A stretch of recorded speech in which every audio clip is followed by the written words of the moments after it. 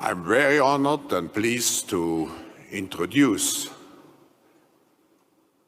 the Honorable Joe Biden, the Vice President of the United States.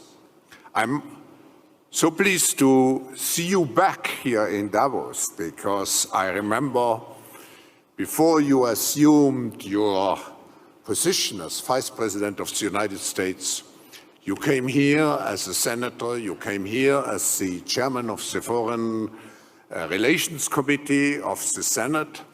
And I have to say, in my memory, you were one of the most engaged and hardest working participants here at the annual meeting. I watched you in the morning up to midnight sometimes, one engagement after the other one. So we established a new civil rights cause of action for those whose intimate images were shared on the public screen.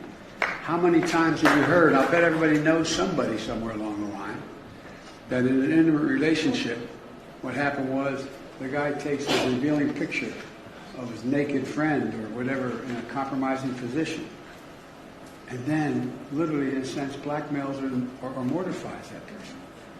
Send it out, put it online. Would there be any place for fossil fuels, including coal and fracking, in a Biden administration? No, we would work it out. We would make sure it's eliminated. We have to move toward a net zero emissions. No more drilling on federal lands, no more drilling, including offshore.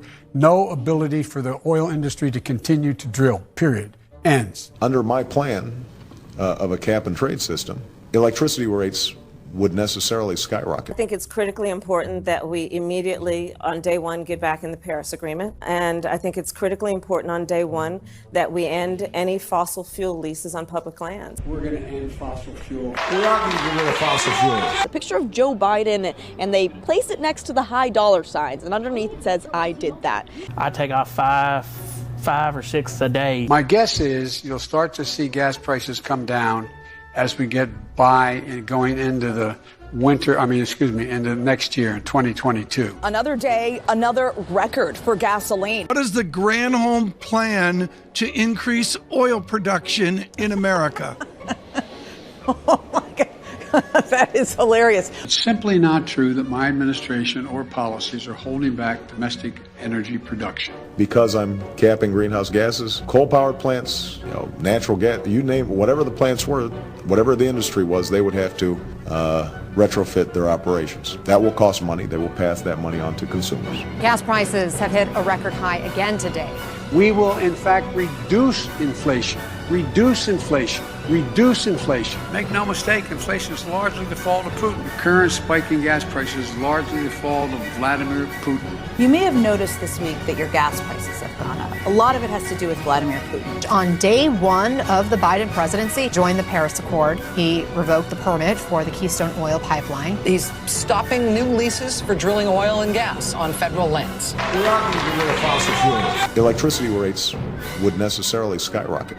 Look at the price of gas now! It's $7.55 a gallon! Hey, Putin, we're sending you a bill!